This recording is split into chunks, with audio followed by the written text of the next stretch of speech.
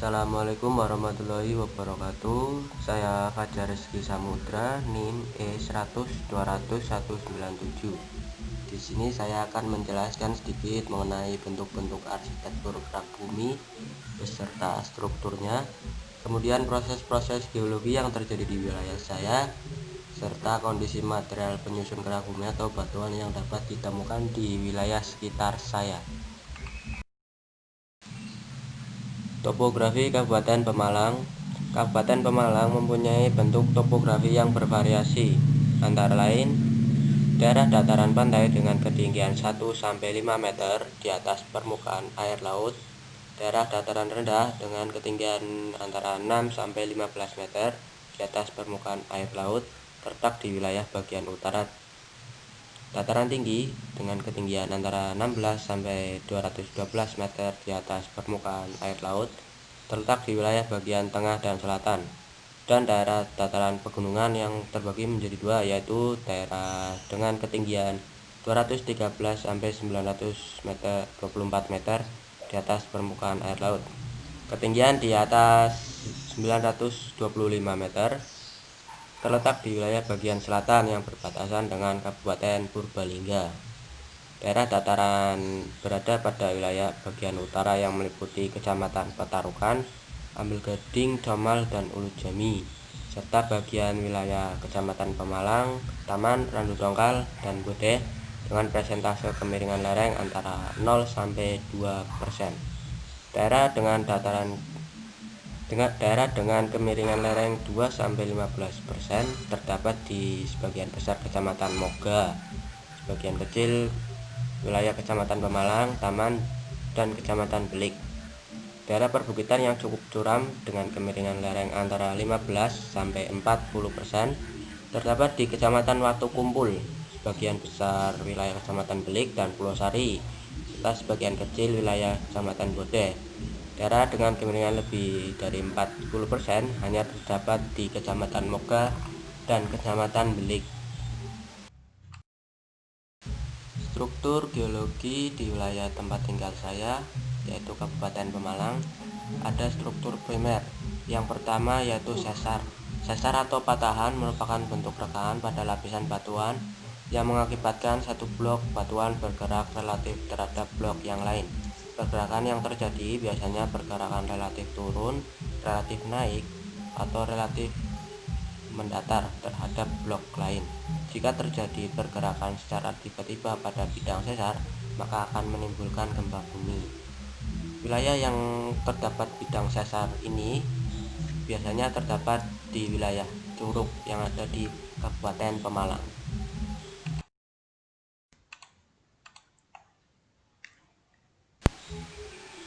Yang kedua yaitu lipatan.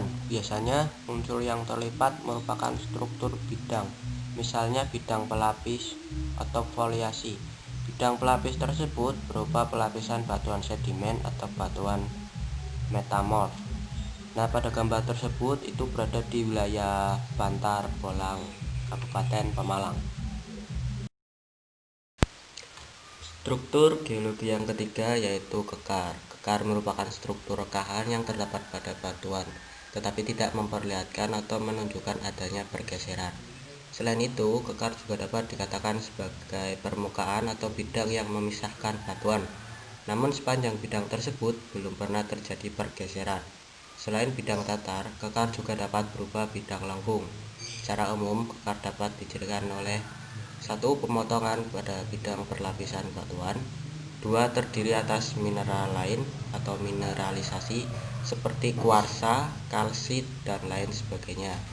Kemudian yang ketiga yaitu penamakan yang dari breksiasi. Nah, wilayah kekar ini biasanya terdapat di wilayah Desa Pasir dan Moga.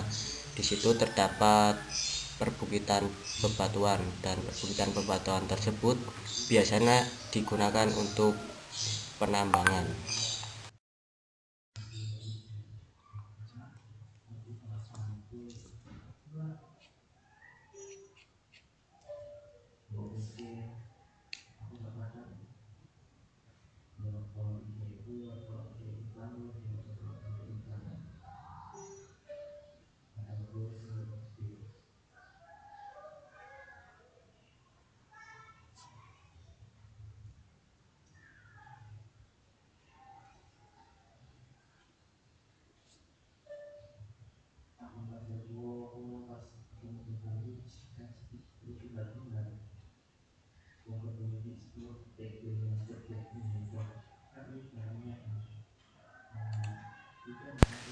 Selanjutnya yaitu proses-proses geologi. Proses-proses geologi adalah semua aktivitas yang terjadi di bumi, baik yang berasal dari dalam bumi endogen maupun yang berasal dari luar bumi eksogen.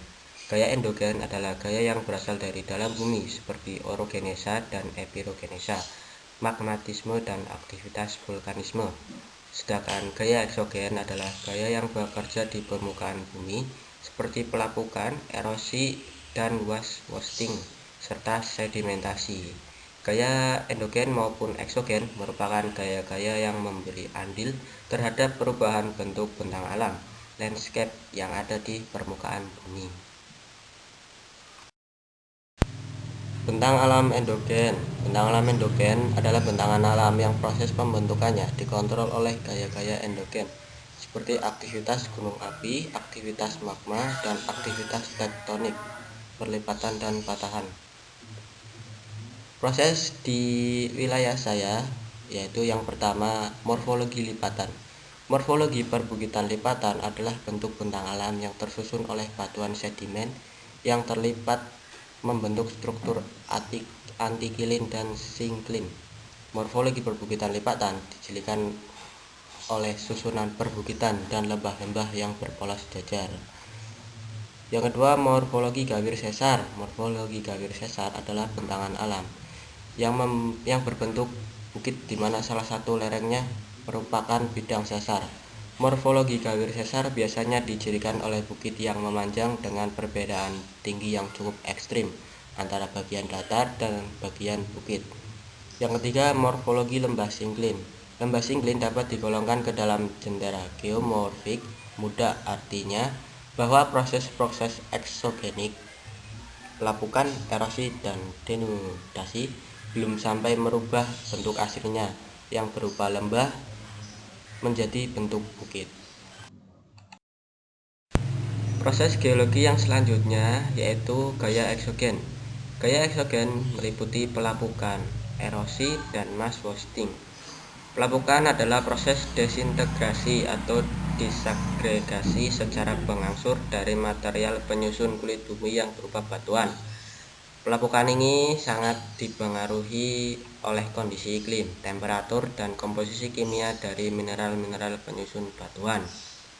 Pelapukan dapat melibatkan proses mekanis, aktivitas kimiawi, dan aktivitas organisme yang dikenal dengan pelapukan organis.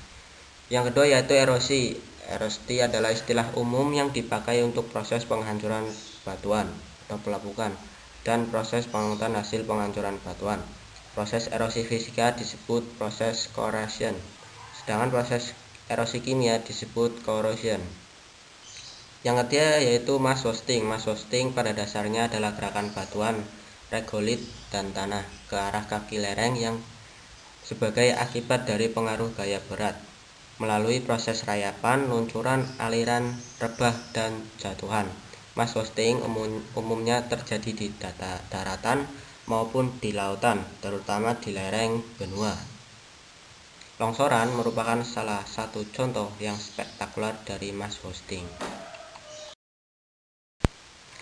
Selanjutnya yaitu batuan penyusun litosfer atau kulit bumi di daerah saya. Yang pertama ada batuan beku, yang kedua ada batuan sedimen, dan yang ketiga yaitu batuan metamorf. Batuan beku terutama dari mineral silikat yang mengandung unsur silikon, oksigen, dan elemen logam.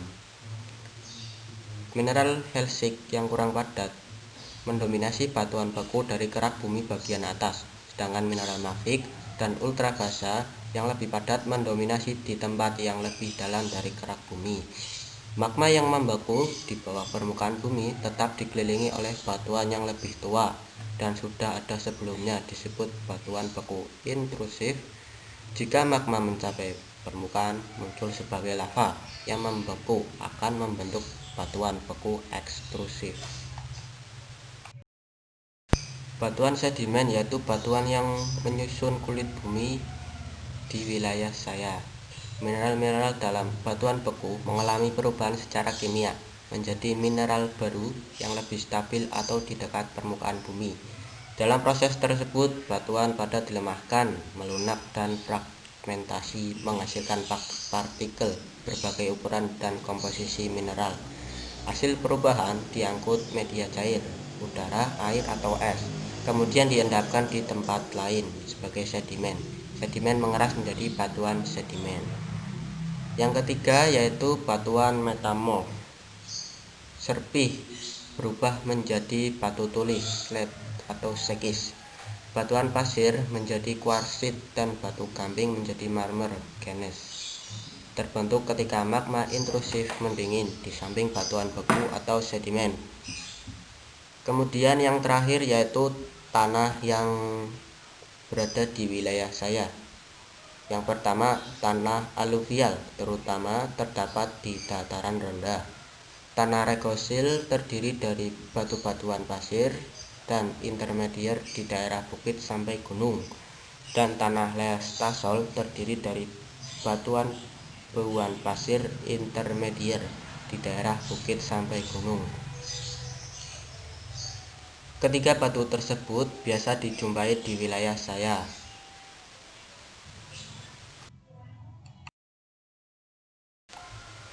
Sekian penjelasan dari saya yang meliputi kondisi arsitektur kerak bumi di wilayah saya. Yang kedua, proses-proses geologi serta penjelasannya di wilayah tempat tinggal saya.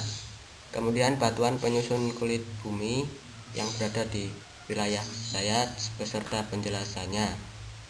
Bila ada kekurangan, mohon dimaafkan. Sekian, terima kasih. Wassalamualaikum warahmatullahi wabarakatuh.